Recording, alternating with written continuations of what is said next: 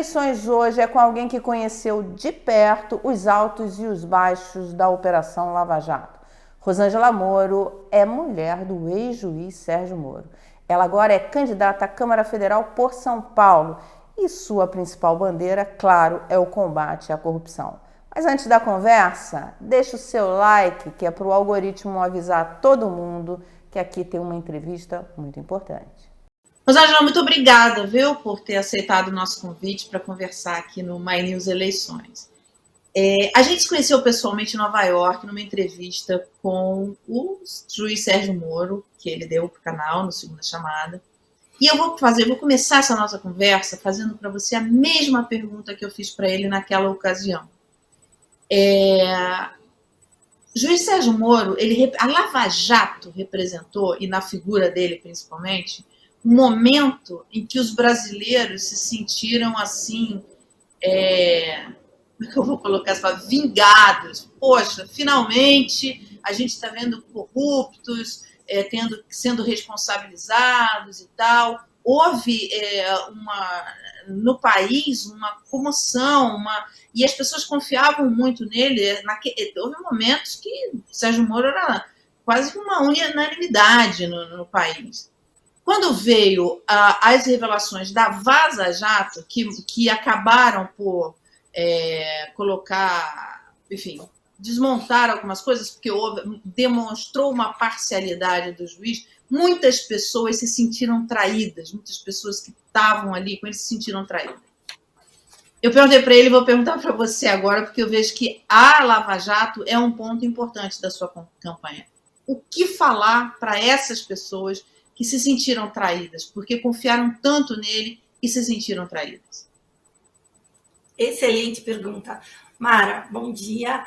Cumprimentar todo mundo que está nos assistindo e agradecer o convite para estar aqui conversando com você e explicando os meus pontos de vista. Então, vamos lá. A Vaza Jato, ela é resultado de um ato criminoso de um hacker que comete crime cibernético. Então, a primeira pergunta que a gente faz é o seguinte: que país é esse que legitima uma ação criminosa de um hacker que invade telefones de autoridades e com o resultado dessa ação criminosa, as cortes destroem um trabalho feito institucionalmente. Então, a gente tem que pensar nisso, para anular procedimentos processuais. Então, eu absolutamente não concordo. As conversas eventualmente tidas entre juiz e procurador eram absolutamente republicanas e superficiais. Então, faz-se um recorte daquilo que interessa para sustentar uma narrativa, e repito, esse recorte vindo de ação criminosa, porque hackear é crime cibernético, para desconstruir todo um trabalho. Então, eu não concordo com essa narrativa de que a Vaza Jato e o problema era as conversas republicanas entre juiz e o procurador de justiça. A Lava Jato foi muito maior que isso, sabe? A Lava Jato, ela representa a esperança do povo brasileiro de que não precisamos viver sempre na corrupção, não precisamos achar que a regra geral no nosso país é a da impunidade. A Lava Jato é uma coisa muito maior que a operação em si. A Lava Jato é milhões de pessoas querendo viver um país mais limpo, menos corrupto, e quando se consegue um país com menores índices de corrupção, a gente consegue, o país consegue melhores índices de desenvolvimento. Então, o legado da Lava Jato é tudo isso. Acabaram com a Lava Jato? Acabaram com a Lava Jato, mas o que ela deixa de imagem para a sociedade, a esperança dessas pessoas, os mecanismos que podem ser utilizados para enfrentar com mais rigor a corrupção, é o que precisa ser retomado. E a corrupção, Mara, é sim um dos grandes temas. A gente tem vários temas nessas eleições que estão em pauta, mas veja como teve destaque no último debate o tema corrupção, porque todo esse dinheiro desviado para a bolsa de poucos da corrupção faz falta para a implementação das políticas públicas. Você tem razão, corrupção eu acho que é só complementar o seguinte, se a gente volta os olhos para aquele período de 2018 e de toda a Lava Jato, no auge da Lava Jato, ali 2016, 2017, os brasileiros se sentiram representados pelo juiz Sérgio Moro. Porque além de atuar com amparo na legislação, com mais rigor do Estado Democrático de Direito, ele foi uma pessoa que teve coragem, porque muitos, veja, a Lava Jato começou como qualquer operação começa, e à medida que iam aprofundando as investigações, era uma novela de lã que não acabava mais, saiu uma sujeira debaixo do tapete, mas que era muito grande, então, e atingia pessoas politicamente poderosas e pessoas economicamente poderosas, então teve que se ter muita coragem. Agora veja, a gente tem que pensar, enquanto país, de ir para frente, sempre para frente. A gente precisa melhorar em todos os sentidos. E o que o brasileiro precisa entender? Que a gente precisa avançar. E veja, depois que, para você ver como o sistema, eu continuo dizendo, é a narrativa que quer se criar. Como o sistema, como sai perdendo o brasileiro e como essas decisões, assim, a meu ver, equivocadas, elas não comprometem, não colaboram para o crescimento da nação enquanto país. Que juiz, sem independência, vai ter a chance de, numa futura ação, numa futura operação, condenar uma pessoa politicamente ou economicamente poderosa? Doutor Dallagnol, justamente agora, recebe um boleto para pagar de diárias que foram usadas para dar suporte para que a operação acontecesse. Então, que recado que você está dando? Juiz, fique quieto no seu canto, não condene ninguém. Procuradora, fique quieto no seu canto e não investigue ninguém, porque você vai ser responsabilizado pessoalmente. Então, tudo isso para dizer que a corrupção precisa ser enfrentada, e um dos meios de enfrentar a corrupção é dar total autonomia para todos os órgãos de controle, para as instituições, Ministério Público, magistrados, Polícia Federal, COAF, Receita Federal, todos esses órgãos de controle independentes e autônomos. Você tem razão, Rosângela, a corrupção é uma chaga e atrapalha muito a prosperidade desse país. E esse é um tema que você está usando bastante na sua campanha. A gente acabou de ver agora, ontem, né, uma revelação de que o presidente comprou, a família do presidente comprou 51 apartamentos com dinheiro vivo. Fazer compras tão grandes, usando um volume tão grande de dinheiro, em dinheiro, enfim, não passando coisa, é um indício de corrupção? É a minha primeira pergunta. E a segunda é que tem no Congresso uma proposta para proibir a movimentação de tanto volume de dinheiro vivo, né, assim, físico, justamente para coibir corrupção. Então, a minha pergunta essas operações do presidente, da família do presidente, comprando imóveis em dinheiro vivo, é um sinal de corrupção? E 2, você, se eleita, vai apoiar esse tipo de proposta que está no Congresso? Toda proposta, vou começar pela segunda pergunta, toda proposta que fecha a porta, dificulta atos de corrupção, a Rosângela vai estar apoiando. A Rosângela, inclusive, assinou o documento do Movimento Vem Pra Rua, encabeçado pelo Movimento Vem Pra Rua, dos 200+, e o meu compromisso é, assim, enfrentar e fortalecer as instituições para que a gente diminua, feche as portas para a corrupção. E com relação à tua primeira pergunta, eu acho que precisa ser investigado. ninguém está acima da lei, e se comprovado for que praticou atos de corrupção, tem que ser punido, obviamente. E insisto que, de novo, veja, tudo a gente acaba voltando para a mesma origem. COAF. O COAF é um órgão muito importante.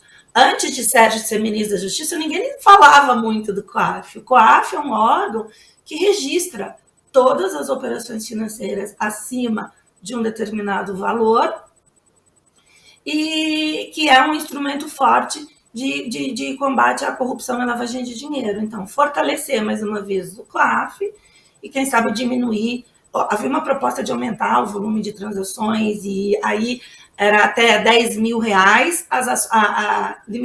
Havia uma limitação quantitativa, né? Valores acima de R$10.000, o COAF fazia esse registro.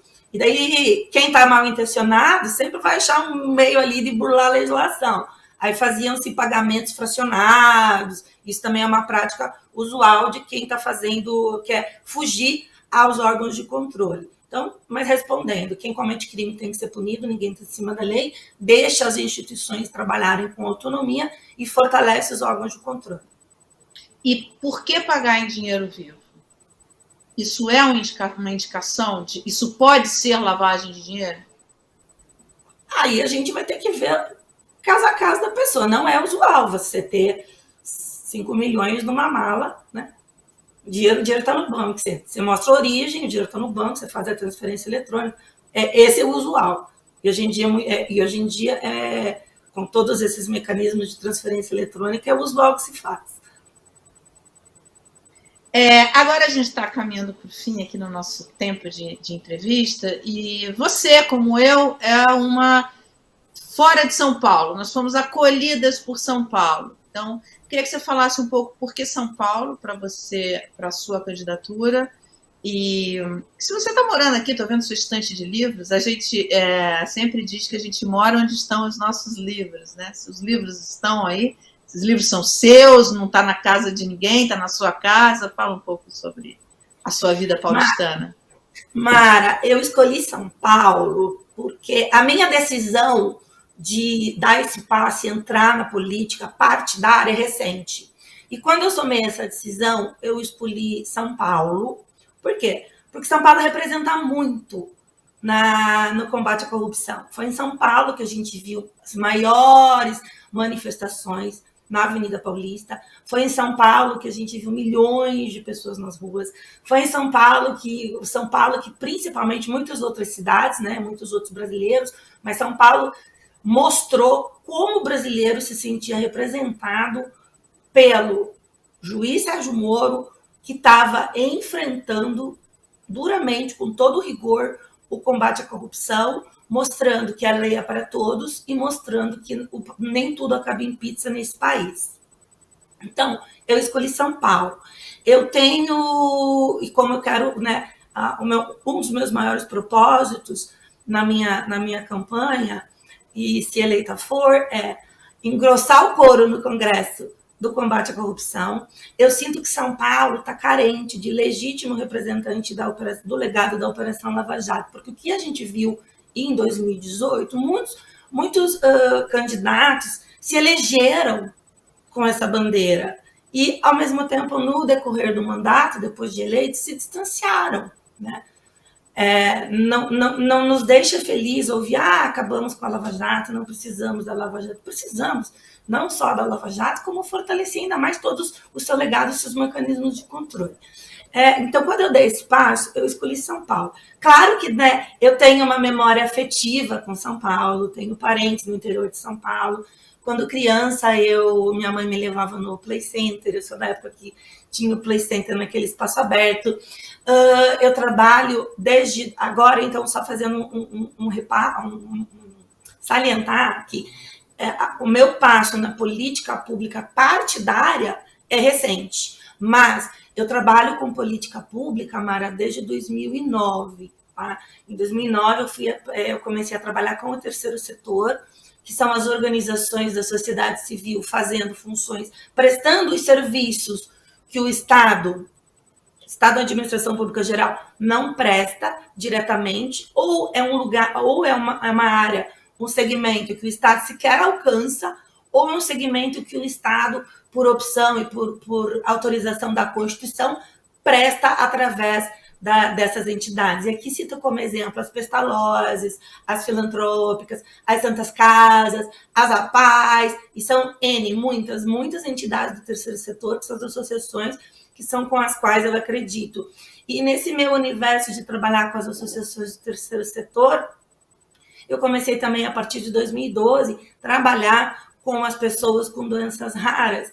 E São Paulo, por ser um grande centro, por ser um grande centro das pesquisas nas raras, e foquei ali, aqui em São Paulo, nessas associações, como um hub de intercâmbio de informações internacionais do que tem de novidade para os tratamentos, as pesquisas clínicas nos outros países. Então, São Paulo representa muito mesmo para mim profissionalmente. Então, somado todos esses motivos que eu escolhi São Paulo.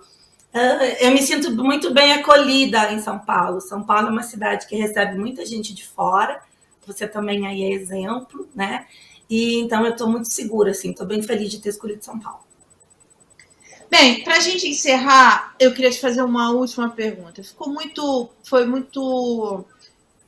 popular, enfim, foi muito comentado uma declaração que você deu logo no começo, quando o juiz Sérgio Moro foi para o governo, dizendo que ele e o presidente Bolsonaro eram muito parecidos. Não lembro exatamente qual era a frase, mas foi uma frase que foi muito divulgada na época. Hoje, com as revelações que são feitas, agora com esse último caso, você se arrepende disso? Você se arrepende? Quer dizer, você ainda acha que o juiz tem alguma semelhança com o presidente? E você se arrepende você acha que o Sérgio Moro não deveria ter ido para o governo? Vamos lá. Quando eu dei aquela declaração, o que eu tentei dizer para o jornalista com quem eu estava conversando é que eu vejo o governo tem que ser um time, Mara, como um time de futebol. Você tem ali o treinador, você tem todas as posições jogando em campo e o treinador como um líder direcionando, deixando todo mundo jogar e trabalhar, né? Ou como uma orquestra. Quando eu disse isso para o jornalista, tinha uns ruídos assim, que quem tem mais protagonismo de ter ciúme entre os ministros, e eu quis dizer para ele assim, olha gente, o governo é um time, eu vejo Bolsonaro e Moro, como todos os ministros, como time, como uma coisa só. Eu não estava dizendo que eles são parecidos em tal e tal aspecto, são diferentes em tal e tal aspecto, não era isso que eu queria dizer. Eu, Rosângela, me expressei mal, e o jornalista fez aquele recorte, ela disse que Moro e Bolsonaro são uma coisa só. O que eu quis dizer, mas eu preciso reconhecer que eu me expressei mal, era o time é uma coisa só, né? É time, é todo mundo jogando junto, sem essa de protagonismo, quem que destaca mais ou destaca menos. E eu me expressei mal. Então não cabe dizer se eu me arrependo ou não, porque o que eu quis dizer naquela época eu continuo achando até hoje, que a gente tem que ver como um time. Então eu me expressei mal, e daí foi o que colou, e as pessoas até hoje me perguntam. Não vejo eles parecidos, eu acho que o Sérgio é uma pessoa muito técnica, Sérgio é uma pessoa mais polida no trato com as pessoas, e com relação a se eu me arrependo dele ter ido, essa decisão não cabe a mim, tá? Eu e Sérgio, a gente é time, de novo, eu sempre valorizo o time, a gente é um time, eu nunca quis nunca interferi no trabalho dele. Claro que a gente conversa a respeito e a decisão foi dele, e quando ele toma uma decisão, assim como quando eu tomo decisões que vão refletir direta ou indiretamente na nossa família, a gente tem por um dar apoio para o outro, incondicional. Então, a decisão foi dele, e eu falei assim, eu te apoio em tudo que eu puder fazer. Assim como no decorrer da Lava Jato, como cidadã, como mulher, como mãe dos nossos filhos, meu apoio foi incondicional. Rosângela, muito obrigada. Para você deve ser Passa tão rápido. É porque a conversa foi boa, por isso que passa rápido. Para você deve ser difícil, né? Porque seu nome está muito atrelado ao trabalho do Sérgio Moro. Quer dizer, então, sempre em todas as conversas, em todas as entrevistas, acho que vai demorar um pouco até, enfim, você se posicionar mais sem ter esse peso do sobrenome Moro, mas, enfim, de fato, enfim, a gente acaba questionando mesmo muitas coisas que tem a ver com o período da Lava Jato. Ser identificada, a esposa do Moro ou a mulher do Moro, eu vejo, para mim, é um motivo de orgulho. Eu sinto muito orgulho de ser esposa de Sérgio Moro. E, em decorrência da Lava Jato, é natural que as pessoas me conheçam mais assim. Agora, nesse passo da política, é uma excelente oportunidade. Muitos sabem, e eu estou mostrando isso, mas muitos não sabem que, além de ser esposa do Sérgio Moro, tem uma profissional, tem uma mãe, tem uma pessoa engajada com política pública, 2 livros técnicos publicados, então é muito mais, né?